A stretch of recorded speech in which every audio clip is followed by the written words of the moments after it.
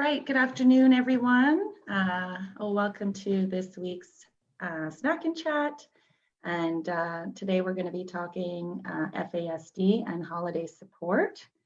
My name is Chantal, Community Engagement Liaison with Adopt for Life. And my guest today is Meera Sidhu. So welcome, Meera. Thank you. So we have a lot of questions that are going to be coming in live and some questions that came in ahead of time from our community, all surrounding the topic of FASD, and support throughout the holidays. So before we start, I'm just going to introduce you to our community. So Meera Sidhu is the fetal alcohol, excuse me while I read this because I don't want to forget anything. Fetal alcohol spectrum disorder worker for the region of Peel in Ontario with Erin Oak Kids Center for Treatment and Development. She has a Master of Science degree in Neuroscience from Wayne State University and a certificate in FASD support intervention from the University of New Brunswick. She also has over 7 years of experience working with the FASD population. Meera will consult with parents, caregivers of children who have either suspected or confirmed FASD. And she also works closely with community agencies in the region of Peel to increase awareness, knowledge, and capacity regarding FASD. She has spoken publicly about this topic provincially, nationally, and on the international level as well. So again, welcome and thank you for being here. Before we jump into our questions, I just want to remind everyone watching that we are streaming live on our public Facebook page, which means any comments or questions that you put into the chat, which we always welcome, but it is going to be information that is publicly available. So just be mindful of what type of information you're putting there. So again, you can just put in your comments and your questions live and we'll get to them as soon as we can. If for some reason we can't get to your question today, someone from Adopt for Life will always be in touch with you to make sure that you're getting the information that you need. I think that's what we need to get through before we get to our questions. So with that, Meera, do you want to get started? Yes, absolutely. Okay. And if I forgot anything in your bio, you can always just jump in. Oh, no, it's okay. Okay, so here we go. We have a first question. Holidays are going to look different this year because of COVID. True. This change in routine is very difficult for my child with FASD. So what suggestions do you have that we could do now that could help prep for the next few weeks? So, taking the COVID piece out of it, you're looking at just a holiday transition from school or whatever our regular lives look like. And then we're going into the holiday season. So this is no different than any transition that we've experienced when it comes to December and we all have some time off. It's going from the hustle bustle to maybe some more calmness. It's going from this hustle bustle to a different kind of hustle bustle. So the best way that I think that everyone should try to plan for it is keep a schedule and keep your structure in the house and continue to look at those downtimes. And each one of our kiddos is very, very different. So their needs for downtimes will change. So you're going to want to really take a look at when your kiddo is kind of, okay, we're flying high, and then soon we plummet. So we want to catch it, not when we plummet, but maybe a half an hour beforehand and get them into that downtime kind of structured play. So you want the structure to stay there in the consistency. And the other one is take a look at what you need as a caregiver. You do need some support. You're not going to be able to sustain this 24/7. So even see if you can have some kind of respite, somebody who's a backup that can come in even for 45 minutes or an hour, or see if you can get them engaged in an activity that's quiet, that's calming for them, maybe a sensory kind of activity, and it gives you a break that you can walk away from the room, go to a different room, and just kind of close your eyes and recenter yourself. So the key there would be really looking at your schedule and routine and keeping it as consistent as possible. Right. And so just make sure that I am hearing it. So you're also kind of taking this time to kind of plan ahead so that when you know that your kids are off school, to have sort of, like you said, the respite care maybe set up if that's a possibility for you. or some type of structured outings or games or things that can give quote unquote structure to your day, even though they're not going to school or in some type of care. Absolutely. And that's something you can do early on. You can start those conversations now, and come out there with like a schedule, like a calendar, and say, okay, we have 14 days off. What are we going to do on all these 14 days? You can even schedule, and we're going to have a jammy day. We're going to watch TV in the morning, or, we're going to bake cookies on one day. We're going to go sledding if the snow falls on this day. Now, I would very much caution you about the outdoor sledding, making a snowman kind of things. If we're going to make a snowman, if it's snowing that day, great, but we cannot control the weather as much as we wish we could. So have a backup. Can I make a snowman out of arts and crafts at home? So, we're still putting it on the calendar. We're making a snowman. We just don't know how we're going to do that yet until that day comes. And the other thing I would really, really urge everyone to do, pull your children into this conversation. Once you have kind of the bare bones of a schedule, ask them, what do you want to do? Do you like these ideas? They may come up with something that they want to do as well. One of my kiddos on my caseload absolutely loves his jammy day. So he will ask for it every Sunday and every Thursday for some reason. I think he gets through, 3 or 4 days of school, and then he's like, I need a jammy day. So, asking them, what do they want to do? And really kind of catering to what their likes are. I mean, the fact is that we are in COVID. There are so many restrictions right now placed upon us, and family gatherings are going to look very different this year. So bringing a little bit of light into their life, a little bit of funness, and getting them involved and getting them excited, really, really will help them through that kind of transition from hustle bustle to our holiday time. But try to do as much of that planning as you can beforehand. That's great. That's great advice. And I was gonna say that too, like getting them involved in that planning process to make them feel like they're a part, like they're contributing to that, that structure. Yeah, it's funny how they like the specific, this day is this day, Thursdays is this day. My kids are like, Wednesdays is always like making comic Wednesday. I'm like, okay. Mine is pizza Fridays, and pizza Friday's pretty good at our house too. It's supposed to be my day off from cooking, but they always want pizza on Friday. So now it's not my day off anymore, but we have to make it because it's on the schedule. Yeah, well, you have to take a day off on Monday, I think. Okay, we have another question. Our Christmas day always ends in a complete meltdown due to overstimulation. We're finding that even with quiet time or spacing events out and modeling behavior, our son just can't seem to hold it together. Are there any suggestions to help us prepare us and him?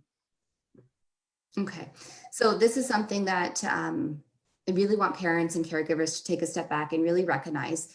You are constantly going through the grief loss process. So there are things that you wish you could do. There's things that your child wishes they could do, but there's some things that they just absolutely cannot take a part in. So for instance, one of my friends who has a daughter who has FASD, one of the things we really had to work through was her family tradition of the Santa Claus parade.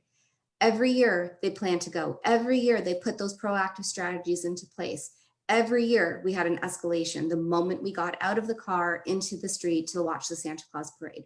She just couldn't handle it. It was too much. It was overstimulation. There was too many people. There was too many noises. It was too cold. The wind hit her face. No matter how much we bundled her up, then she couldn't breathe. And then she was hot and then she was cold. It was too much.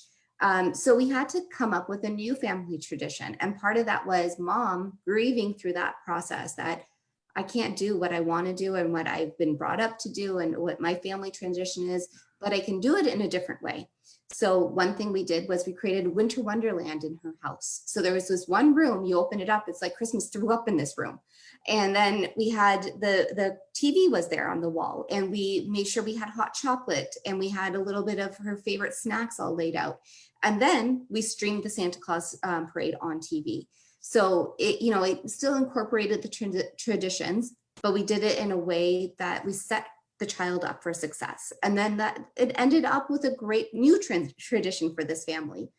So I want parents and caregivers to really understand there is a grief loss process going on. So see what your expectations are, and then look at the challenges that your child actually has. Can they meet your expectations of this event? Or are you kind of holding out the hope that it could go okay this year. It could go okay this year, and it may not go again okay this year. So take a step back and take a look at that. The other one is have that kind of backup plan. If you have a family outing that you want to go to, but you know that your child doesn't do well in that outing, maybe one of you can go. If you're in a partnership, maybe one of you can go. Maybe you can all go, but you don't spend 3 hours there. You spend 45 minutes, like little doable chunks. So you're meeting your mental health needs, and you're also meeting the needs of your child at the same time. The other one is limit your time in different environments. So you may be in these environments where they are overstimulating. There is just so much noise. There is just so many people. And you know, having a defined amount of time in that environment would really help your child know, okay, the end is coming, the end is coming. It's okay, I will get through this. We can use visuals to help us through that. Watches really help, timers, that kind of stuff, saying, okay, 30 minutes, buddy, we're gonna be out of here in 30 minutes. And then you can do that countdown with them. The other one is, and I found this very useful last year with holiday planning, was the more frequent check-ins, but the silent signals. So this is something, again, you can do proactively now, and you can model this for that time. And what I mean by that is that we're going to go somewhere, we're going to model pulling our ears if we need to get out of that environment. So let's say that we kind of look at each other every 5 minutes, we're pulling our ear, we know we need to get out, we need to just step outside with just the two of us, you need your little pressure hug. One of my kiddos loves his head squeezed, so little head squeeze. Maybe it's just some quiet time that we need, and then we recenter and we can go back in. The other thing is listening. When your child says, I can't, I don't want to, those are their telltale signs that we're asking them to do something they're physically not capable of doing. So is it that important? Do we need to do it? Can we do it in little bites? That kind of stuff. So the frequent check-ins really, really help as well. And if you are one of those parents that are like, we do the frequent check-ins, we check in all the time. And they always say, I'm okay, I'm okay. Then think about the way you're asking that question, saying, are you okay? Very abstract. FASD, they think in very concrete terms. So ask that question in a little pointed manner. How's your body feeling? Are you feeling a little red? Are you feeling a little hot? Are you feeling a little shaky? Because if they are, those are likely physiological signs that they're undergoing an overstimulation event, and we do need to pull back. So you are acting in their best interest and looking at what their body is going through. Those are great, such great answers. Great. I'm sure our communities find those super helpful. Now, I do have to do a bit of multitasking. So when you guys see me, like, I am listening and paying attention, but since I'm solo today, I do have to monitor the live feed also. So I want to make sure that I don't miss anything. But we're good. So I do have another question coming in. I live with so much guilt. During the holidays, my daughter, who has FASD and other complex needs, generously receives gifts and event tickets from local charities, which is so appreciated. However, my children without FASD often feel left out. Do you have any advice on how to manage this? Sure. You know, this is an opportunity that you can take to teach the skill of sharing and accepting help without expectations. So that is you talking to both the siblings and the child with FASD and saying, you know, your brother would really enjoy taking part in that with you or sharing that item with you. And if you do that, he'll likely share his Legos with you the next day or something like that. So again, it's teaching a skill, right? The other part of it is, and a lot of these companies or agencies that give these gifts, a lot of them are starting to expand to actually cater to the siblings as well, knowing that they're isolating out. So one thing I would suggest you do, reach out to the company or the community service and say, hey, you know what, could you cook one more thing in for my the sibling or my other daughter? She's going to be there and I don't want her to feel left out. The other thing you can do is there's a picture on the internet called Equality versus Equity. So it shows these kids on these looking over a fence. And equality means they all have the same size of stools that they can stand on. But the guy on the end, the little one, he's too short. So even though he has the same size stool, he still can't see over the fence. But then there's that taller guy on this side, and he has a stool, but he doesn't need it. He can still see over the fence. So that's equality. Everyone has the same things. But then equity means that you take that stool from that tall guy who doesn't need it and give it to the little guy so he can actually look over the fence. So now all three of them can look over the fence. And the reason I bring that up is that teaching kids at a very young age, or any stage that they're at, about the difference between equality and equity really helps them understand why one of us is getting something that the other one isn't. And it's not always going to be a level playing field. The mommy guilt, the daddy guilt, the caregiver guilt, that's always going to be there no matter what we're going through. So try to level that playing field as best you can. The other thing is, have a bag of treats set aside for the sibling if we can't kick something else new in there. Part of that means spending more money, which I know is very hard generally, but especially in COVID times. So instead of, if we can't afford to get a bag of treats or something set aside, think about coupons, just writing your own coupons. Extra story at bedtime, here's a coupon for that. 5 extra minutes for screen time. You pick what you want for dinner Friday nights, like that kind of stuff. And it's a cute little way to continue to bond and to have that connection. But you're also teaching them that, there is a level playing field. I'm trying to provide that for you. And maybe your sister or brother will share with you at some point, and reciprocating that relationship as well. Yeah, those are all great suggestions. And I love that picture you described about equity versus equality. And I think having a visual sometimes, because sometimes, we're visual learners, or sometimes it takes different perspectives to really get an idea to come through. I love that. Thanks. Okay, another one coming at you. During the holiday break with no school routine, my child has a hard time with self-regulation. Any tips on how to manage this? I can't imagine keeping up with the school routine during the holidays. So I know we touched on some of this earlier about taking this time to pre-plan, but maybe it seems like a particular parent is not really good at planning or maintaining structure, which I can relate to in some ways. Right. I mean, having that school routine, it's really high intensity, right? Like, we're on an actual schedule. We got to be out at a certain time if you have to catch the bus or be there before the bell or intake or that kind of stuff. What I would suggest is still having a routine. It doesn't necessarily mean that we have to wake up at 6 o'clock every day and be out the door by 7:30, but we're still waking up at 6, or we're still waking up whenever we naturally wake up. But what's the next thing on the list? Just keep that consistent. So if the thing that we usually do every single day going to school is that we wake up, we brush our teeth, wash our face, change our clothes, have breakfast, but we have to do it in 45 minutes, do the same thing. Keep the same structure. So we still wake up, brush our teeth, wash our face, change our clothes, have breakfast, but we can do it at 9 o'clock and we can extend that till 11. Like, you can take your time in that way. The other one is, as soon as these kids get up, even though we've planned out our days, don't bombard them the moment they wake up with expectations. Okay, get up, let's do this, let's do this. This is holiday for both of you. So kind of take that into consideration. Like, we don't have to be up and running all the time. We can take a very calm approach to the morning.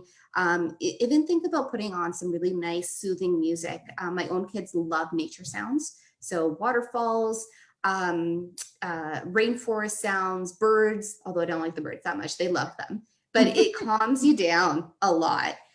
So starting our mornings off like that have been really amazing on the weekends. And I plan to do that in my holidays as well. It's not holiday music and it's not actual music or any broadcasters talking. It's just sounds that calmly are waking you up and calmly starting your day. So you don't have to keep that routine and stay on point for timing wise, but keep the structure, because that's actual key.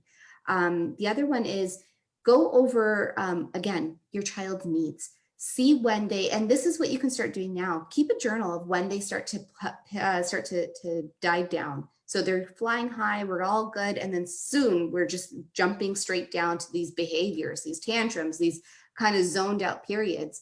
And then take a note of when that's happening through the day, because that's when you want to schedule in your structured quiet time.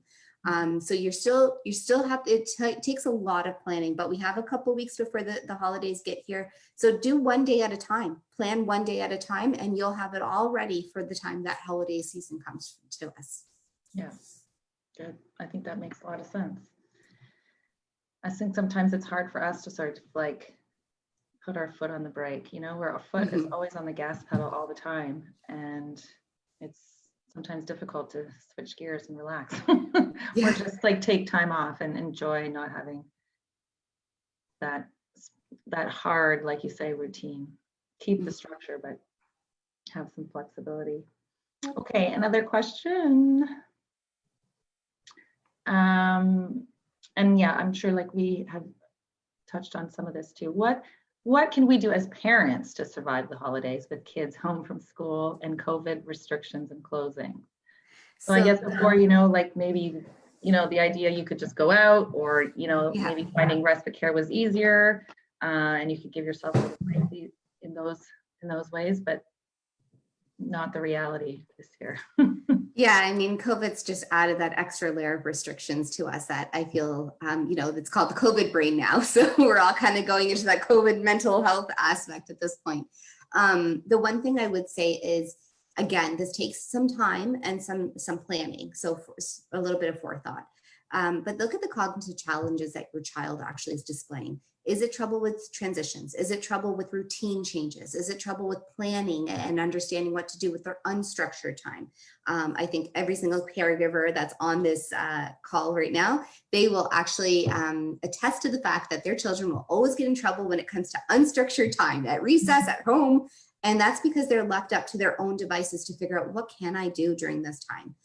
So if that's where we're coming into some difficulties, let's take a look at what that is. What are their difficulties? Is it sensory? Do we have a little bit of trauma or mental health issues surrounding the holidays and the holiday seasons? Is it the fact that we struggle with social interactions and family interactions, and these have never gone well? So find what the cognitive challenges are first. Then once you figure out what those are, start planning for them. So let's say take sensory difficulties. Okay, we're constantly having a sensory kind of outburst, or they need to constantly fidget, and this is bothering everybody else around them. How can we meet that need? Well, pack your sensory backpack right now. Have it ready. And in there, put everything that you can think of that they need. Noise canceling earphones or earplugs. Get some Play-Doh or whatever they need to keep their hands busy. Maybe a soft blanket and some, they can listen to some music. One of my kiddos is 17 on my caseload and has a stuffy. And we have no shame. We've normalized the stuffy because even dad walks around the house with a stuffy sometimes. So we've normalized that this is something that we cuddle with, and it really calms us down. So have those things kind of set aside already. So keep the sensory backpack ready, packed and ready to go. Make sure there's water in there, make sure there's snacks. So we're monitoring that blood sugar level. The other one is, don't fool yourself. So don't think, okay, this year we can do it. This year, they're going to hold it together. So I'm going to give you another kind of visual. So close your eyes and think about this. You have a child who is in a wheelchair, okay? So physically disabled. And we have Christmas dinner and everyone's coming over for Christmas dinner. And we say to our kiddo, today, just show grandpa that you can walk to the stairs. Just get up and do it for 1 second. Get up and walk to that stairs just for me so you can do it. We can show that you've done it. And then open your eyes. Would we ever say that to someone who's physically disabled? Just do it one time. Just get up and walk one time. We wouldn't. So recognizing fetal alcohol spectrum disorder is a physical disability as well. We are not going to ask them, just pull it together this one dinner. Just sit there and behave properly and listen to me and just hold it together to show them that you're a good kid and that I'm a good parent and we can do this and we can get through this and I will bribe you. I will give you PS4. I will give you candy. I will give you chocolate. I'll give you anything. Just please put it together. And what you're doing is diminishing that FASD diagnosis. What you're saying to him or her is that you are willfully acting this way. Your behaviors are part of what you want to do. And I guarantee you, every single child I have met that has this diagnosis does not want to be this way. It is not willful. They have no control over their behaviors. So asking them just hold it together is something actually impossible. Just like walk, even though you're in a wheelchair, is physically impossible. So don't fool yourself. And what that means is lower your expectations. What went well last year? What is not going to go well this year? Kind of sit down and really think about that. Don't put yourself through it and don't put them through it. There's other ways that you can come up with traditions. There's other ways that you can bond as a family. And the other thing I would say is more frequent check-ins. sometimes, and for me, especially right now during COVID, because I've been at home, kind of isolated from my coworkers, and a lot of my family members, I need a lot more hugs from my spouse. I just need to be hugged. I just need, for some reason, it calms me down. And if myself, neurotypical brain, understanding the seriousness of COVID, understanding why I'm in isolation right now, if I need that, imagine our kids who have brain damage. They need that even more. They need us to say, it's okay, your world is still consistent, you're still loved, you're still wanted, but there are some differences right now. And this, well, we can talk through it. So more frequent check-ins would be really, really helpful for them. Thank you. Wow, that was really powerful, that whole image thing you did again. That was, I can see you're very passionate about what you do. Yes. We just had a little comment from someone in the community saying, we're just responding to one of your tips about the sensory backpack. Thinking that is such a great idea. So thank you. She says thank you to you for that. So I'm sure others are feeling the same way about all your suggestions and advice. So another question. Okay, screen time. Yes. During the holidays, I still have to work. We tend to rely heavily on screens. I've heard this can impact self-regulation with children with FASD. What are your thoughts? And how do I manage the guilt of not being able to be as restrictive as other families? Okay, so I myself am going through kind of that guilt screen time because I'm working from home and my children are here as well. So they're definitely getting a lot more screen time than I've ever given to them beforehand. So I absolutely feel that mommy or daddy guilt that's come into place here. So one thing I would say is accept it. We are in exceptional times right now. And screen time is it's something that gets us through. There are going to be clinicians and doctors out there that have the FASD lens that will say, there's one pool that will say no screen time at all, limit it, restrict it. And then there's some that say, it's okay. Like it's okay to have the screen time. It's part of their normal, this generation's normal life and development. So, kind of roll with it at that point. One thing that I am doing right now at home and that I've, given to my clients to do is that if we want screen time to be limited, set the timer for a certain time. But you have to follow it up with an activity that they want to engage in. So, okay, buddy, here's the schedule. You get screen time until 11:45. The bell is going to go. And what's the next thing? Don't change them from screen time to eating if they hate eating, or don't change them from screen time to going to have a bath, because those are unfavorable things. But you're going to transition them from something fun to something fun again, just in a different way, away from the screen. So again, that takes a lot of planning. If we're going to build some Play-Doh men, we need to have the Play-Doh kit ready and out there. So what I usually do is I wake up 20 minutes ahead of time than my kids. And I have these things out and ready to go. I plan my week on Sunday, so I make sure I have everything ready. So I know when I'm transitioning them from your tablet to Play-Doh time, we can do that. Or I'm transitioning you from your tablet to outside of my backyard to play. I have the scooters already out, that kind of stuff. So we're not left looking for things. And the other thing is that it provides them with the visual. So they know, oh, you're not lying, it's there. I'm actually going to do that activity. So it helps them kind of transitions through as well. Now, part of that question is looking at, it impacts self-regulation. Yeah, for neurotypical kids and for kids with FASD and kids with ASD, it will affect all of us very differently. My one tip that I will say is that take a look at what they're watching. There's things that are a little more calm that they could watch. Cartoons are naturally geared to make those neurons fire at a very fast rate. That's why there's so many bright colors, why they change from scene to scene very fast.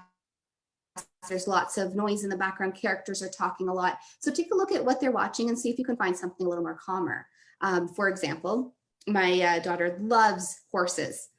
There's this cartoon show that gets her super excited and she's super invested in it. But I couldn't get her away from it. I couldn't pull her away. So what I did do was I switched her over to watching videos. And I found this one show. It's a little more advanced. She doesn't really understand what they're talking about, but she really just wants to see these horses. But it's not cartoons. It's real horses. So it's a little more calming. There's not so many vivid kind of colors being thrown at her all the time. So I found that it's easier to transition her from that. The one thing I will say also is take a look at sleep hygiene. For a neurotypical brain to power down at the end of the day, we need about 45 minutes of screen-free time before we go to sleep. And you'll see the quality of your sleep will start to improve because your neurons aren't firing so fast and you've given them a chance to kind of calm down. Now, with a kiddo who has FASD, you need a lot longer than 45 minutes to get those neurons to power down. So I usually tell everybody about an hour and a half before bedtime, screens should be off. Now, if getting them off of screens is a hard task, especially in the evening when we're trying to wrap up our days, think about what you can control in the environment. One thing you can do, turn off the Wi-Fi, right? You don't get access to the Wi-Fi. Doesn't matter if you have the device or not. I didn't do it. It's the Wi-Fi. It's not working magically again at 7 o'clock at night, every single night. I have no idea. But if you handle the environment and you don't engage so much as, come on, get off the tablet. Come on, Johnny, you got to get off the tablet now. Instead of saying, hey, mom, the Wi-Fi is not working. Oh, no, buddy, I'll look into it. I'll call the company tomorrow. They're closed right now. And then you can continue to kind of, these little white lies get us through parenting. But it's something to just kind of take a look at, again, is the environment that you can control, because you can't control your baby. You can't control their behaviors. We can't control the way the brain processes things, but we can control, how they access things and when they access it. But again, I think a common theme through a lot of these questions is parent guilt. And I'm here to tell you, it's okay. We all have parent guilt. FASD is one of the most complex disabilities that you will ever encounter. And I'm kind of preaching to the choir here, but giving yourself a little bit of leeway here and saying, yeah, it's okay. We got 30 minutes extra of screen time. It's okay. It's not going to kill our kids. Okay. It's okay to do that. But again, if you want to transition them to something more favorable, not to something that they hate doing. Yeah, I think that's a great advice for any parent, really, to have something set up, especially if it's difficult that time when screen time is supposed to be over and you have nothing planned. Well, then, yeah, it's going to be a struggle. And I was wondering, so say if someone had kids that were a bit older, and about the Wi-Fi, because I think the Wi-Fi thing is a great idea. But if you had kids that were a bit older and understood, okay, that you did something to the Wi-Fi because now it's not. So maybe having multiple discussions ahead of time saying, okay, we're going to set up this system where every night at 8 p.m. the Wi-Fi turns off for everybody. But that means you as parents won't have Wi-Fi either. And maybe for your older kids, they might be more accepting of it. I don't know. It's just a different suggestion for kids that might be a bit older that really rely on that, or not rely, but really like their tech. And part of that is also, again, that grief loss. Okay, 8 o'clock, everyone doesn't get access to Wi-Fi. Well, yeah, that sucks for us. It sucks for everybody else. But what's going to suck even more is if we continuously have these tantrums throughout the day. So what are we kind of weighing here? We survived, our generation and older survived without Wi-Fi for so long. We filled our evenings with books. We filled our evenings with board games. We filled our evenings with just cuddles in front of the fireplace. I remember one of my fondest memories was cuddling up with my grandma and looking at the real fire in the real fireplace. Not a lot of us have real burning wood fireplaces anymore, but we still have got the grandmas and we still got the cuddles and the blankets. And there's other things that we can do, and it might be good for all of us to walk away from technology right now. So, kind of approaching it with really positive spin, especially for yourself, because you are going to lose out. You are going to lose out on watching your show after 8 o'clock, but maybe your quality of sleep is going to rise. So, let's see what can you do instead? Yeah. And I also want to maybe say in terms of that question, because she relates her guilt in terms of not being as restrictive with screen time as other families. So maybe keeping in mind that every family is very unique and very different, and I know it's difficult in this day and age. Everybody's best life is on social media, but you have to, try not to compare your situation with others, Yeah, and then also the one thing is when you check in with your kiddos and you do this kind of self-check, you don't have to just check in with them. You can also check in. Like you can tell, hey, I'm feeling this way. So, you know, I had a really stressful day a couple weeks ago. There was a lot to do on my plate for work. There's a lot to do at home. I have 2 kids here. My husband wasn't home, so it was all me. And I felt really bad because I snapped at my my 7-year-old. And at nighttime when we have our little cuddles, I told him, you know, I'm really sorry that I snapped at you today. He goes, you did? When? Like he didn't even remember. And I was like, well, that's been weighing on me all day. So, you know, but I owned up to it. I felt better that I apologized to him because it gives him some importance and to know that I really am looking at your mental health and my mental health. But then the other part of it is that before he went to bed, the day that I thought I didn't do so good as a parent, he actually told me that I'm the best mama in the world. So, you know, you have to look at it from their perspective. Yeah. You are trying your hardest, and our bad moments are so minuscule on their scale because they look at all our good stuff all the time. So if we could just look at all our good stuff all the time, a lot of that guilt, you know, will be alleviated. And don't compare yourself. You're right. Do not compare yourself to other families. Everyone has their own struggles. Everyone's workday or full day is very different from each other, and life is unpredictable right now. So celebrate your successes, look at your failures, see what you can learn from them, but move on. Don't live in failure section because that's not going to be helpful for you or for your family. Absolutely. Absolutely. Well said. We're going to try and squeeze a few more questions in as we're closing in on 1 o'clock, but I think that these are important to get to as well. So we are a family with kids with FASD who continually struggle with the holidays and beyond. How would an FASD worker help us, and what supports and services do you provide? Okay, so there is 1 FASD worker per region provincially. So for the region of Peel, that's me. Each one of us has developed our mode of service very different from each other. So in that way, it hasn't been a streamlined process, but I can speak to what's happening in Peel. Okay. So in Peel, what I do is I provide one-on-one consultations with families, and we start to talk about some of these questions would come up, and this would be a goal. How do I get through my holiday season? Okay, let's talk about what that holiday season looks like. What are your challenges? What can we do proactively to change that? So where I'm telling you, create a visual or create a calendar, and that's very abstract. If you're in service with me and that's one of our goals, I would sit down and create that with you. So we would brainstorm together. What do we put on that? What do we need in our sensory basket? What can we do for our self check-ins with each other? What can our silent signal be? That kind of stuff. So we actually start to talk through that. So that gives parents and caregivers some support and out of the box thinking with the FASD lens.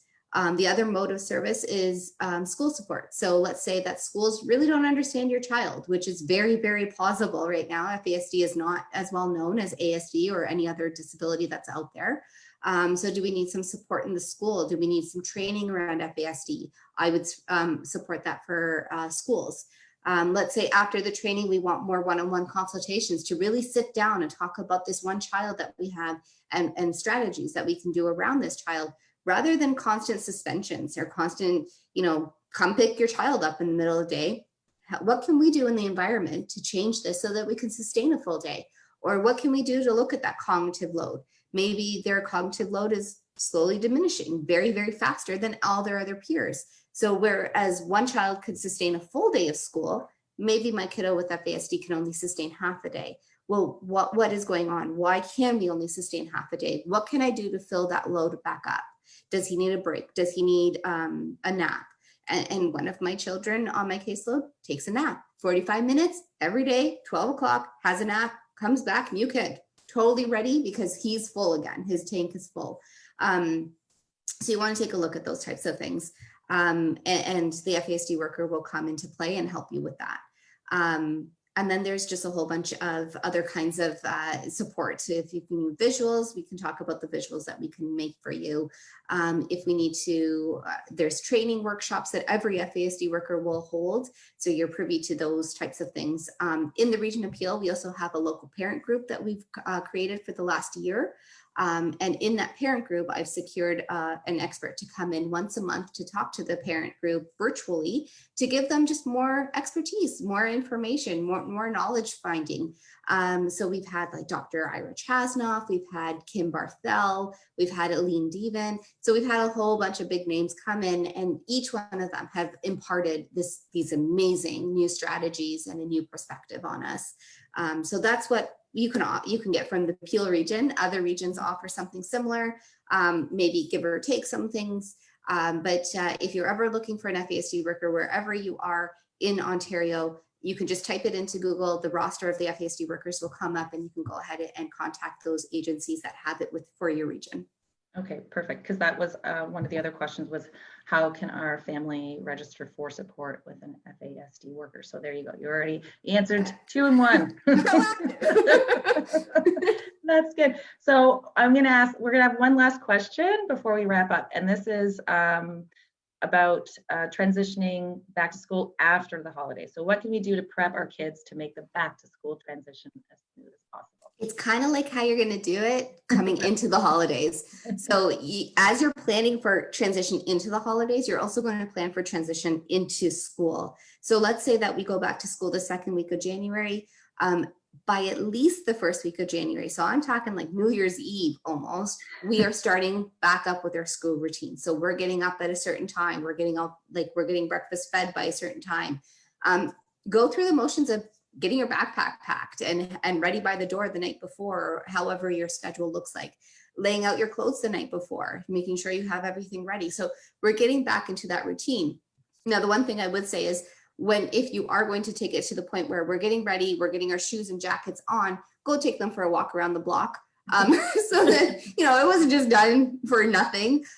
They can leave their backpack at home, but you're just getting them kind of prepped and ready. And that's solving 2 purposes. One, we're looking at the executive functioning tasks. So understanding that I do need to get back into this routine. I am going to be transitioning to a new environment again. I'm going back to school, but it's also helping them with their physiological responses. We've had some downtime, we've had a routine, but we're not stuck to a certain time of getting this done. And now my body needs to gear up again so that I'm going to be back on a scheduled routine where I have to be at the door at a certain time. I have to be ready to do these things. So, you're getting your body prepped for that. That's great. That's perfect. I think prepare. Yep. And that's FASD. You are as proactive and prepared as possible, because the way that you think about FASD is that it's a disability of thinking. So if you take away the thinking part of their day, it frees up their brain for when they need to use it. So have those things in place, because all you're doing is giving them success and yourself success. And if you're anything like me, at least you won't be sitting there thinking, oh my God, I got 2 weeks off. What am I going to do with myself? You're going to have your own anxieties about this. So it kind of reduces everyone's anxieties, and you're going to have a great holiday season. All right. Well, thank you. Thanks to everyone for watching. And thank you again, Meera. It was such a pleasure to have you on, and such wonderful advice that you gave our community. So if you're watching this on replay, feel free to still put in your comments or questions. You have ideas of what kind of activities you're going to plan for your kids over the holidays. I think this will be a great resource for all our listeners and watchers. So I think we're going to leave it at that for today. So thanks again. And next week, if you want to tune in next Tuesday, we're talking about trauma-informed classrooms.